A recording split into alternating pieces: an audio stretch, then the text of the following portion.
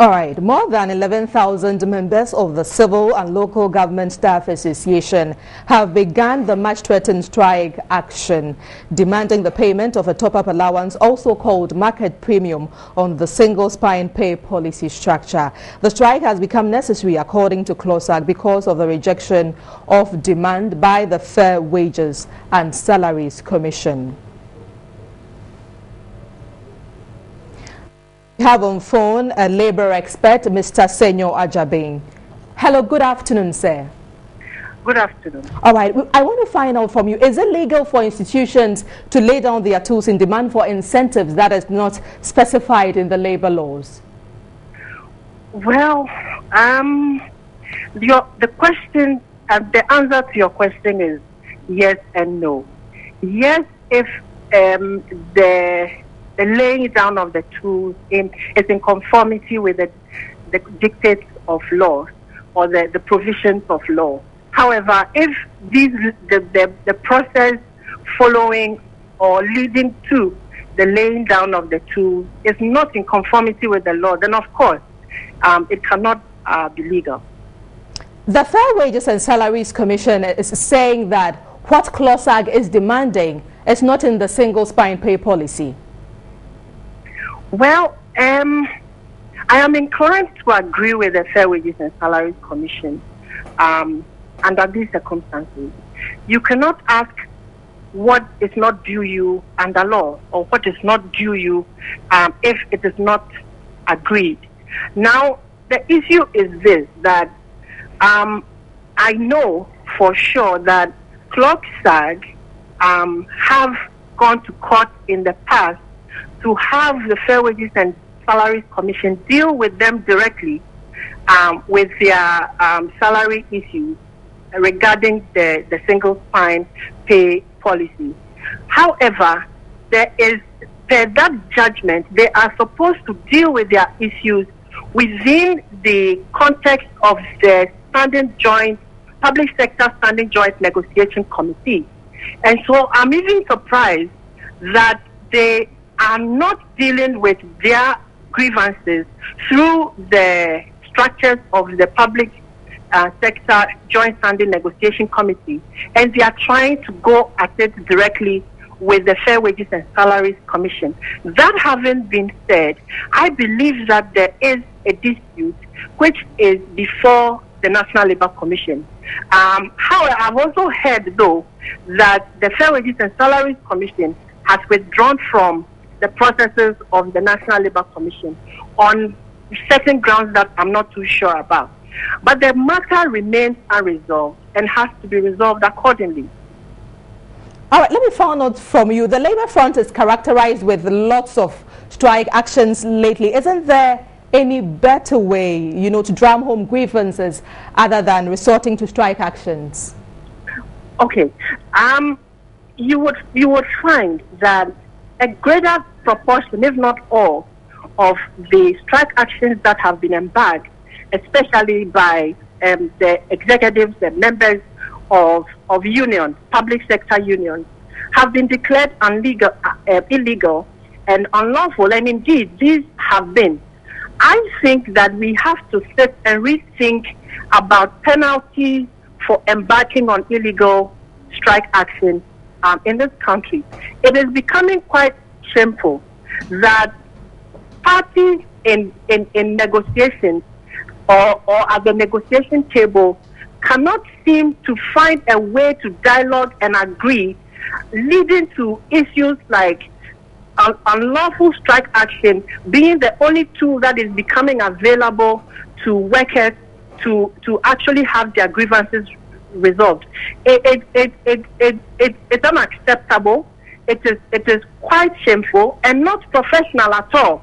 And I think that it's about time we rethink what penalties we have to institute and make sure that the laws are there, the structures are there. When workers have grievances, they follow these structures, and where they even have to lay down their tools, they do so legally. So you're advocating for stringent penalties on illegal strike actions? Exactly so. And because we have focused on the issue of the employer taking action against workers who have gone on illegal strike action or industrial action. Unfortunately, the employers are not able to enforce this. Can we remain as a country and encourage people to break the law without any kind of monitoring and enforceability? Somebody issues these unions with collective bargaining certificates to undertake their work. Somebody is supposed to monitor them and make sure that they comply with the law for which they have been certified.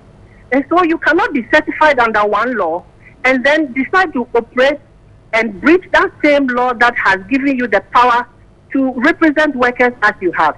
If it is a legal strike, I am for it. And I would support anybody who is on legal strike because they are working within the law. But if it is illegal, then it should not be encouraged and it should not be acceptable to the average Ghanaian and the taxpayer. All right, finally, let me find out from you. So in the case of CLOGSAG, what should be the position of the National Labour Commission? Well, unfortunately, the National Labour Commission is not effective right now. It means that the commissioners are not in place. The terms of the former commissioners have come to pass, it's expired, and new ones have not been appointed and sworn into office. So the Labour Commission as it stands now is only active per the work of the Secretariat and the Executive Secretary. Unfortunately, the Executive Secretary can undertake only administrative processes as provided for by law. The Commission is needed to be in place to be able to deal with these matters, especially for issues of compulsory arbitration that will force workers who or parties in disputes to come before the Commission and have the matter resolved mandatorily. So we need the Commission to quickly be reconstituted and put in place so that some of these things can be handled much more effectively and expeditiously as well. All right, thank you very much, Mr. Senyo Ajabing. He is a labor expert and he has been speaking to us on the CLOGSAG issue. And now we go over to the Ashanti region where my colleague Evans Inkom is standing by to give us a situational report on the strike action by the Civil and Local Government Staff Association of Ghana, CLOGSAG. They are agitating in demand of top-up allowance, which the single spine pay policy does not endorse. My colleague Evans is standing by. Hello, Evans. Hello, Evans. All right, CLOGSAG is still on ministries here in the Ashanti region, and it's in connection with the CLOGSAG strike. As you know already, or you may have heard, the Civil and Local Government Staff Association activated another strike action somewhere Monday. And since we came here, we've seen a number of offices here closed as far as the ministry is concerned. But let me just go to one of two offices to check out for you to appreciate what is actually going on or how the whole strike is affecting operations here. This office, I understand, belongs to the controller and accountant general department, and that is the regional office, and apparently the office is closed to the public. And I understand there are a number of offices here that are all closed to the general public as a result of the strike action. Not only that, but that of the office of the administration of students, Ashanti region, that of the labor department, and then the last commission. All these offices are closed to the general public, and it's in connection to the CLOGSAG strike action. But I'll be speaking to the Ashanti Regional Secretary of CLOGSAG. He is the person of Daniel Brobe. He will be running us through what has actually accounted for this very action. A very good afternoon to you, sir. Thank you for the opportunity. So, what are you, or what are your demands as far as this very action is concerned?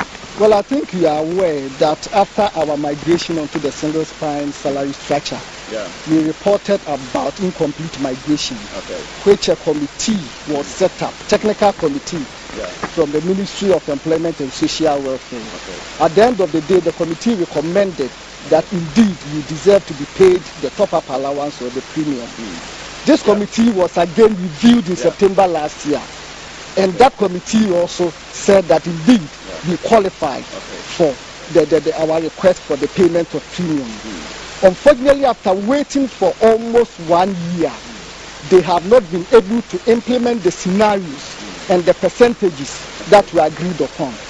And our members are saying that they cannot wait any longer.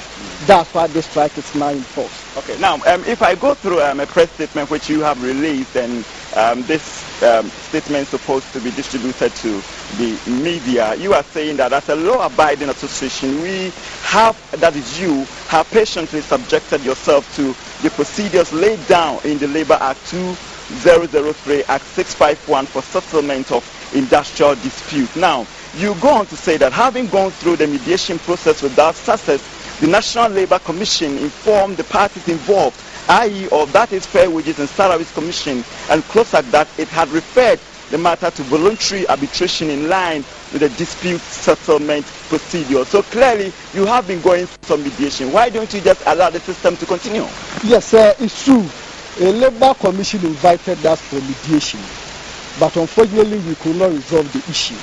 According to the Labour Act, if mediation fails, they have to call for voluntary arbitration.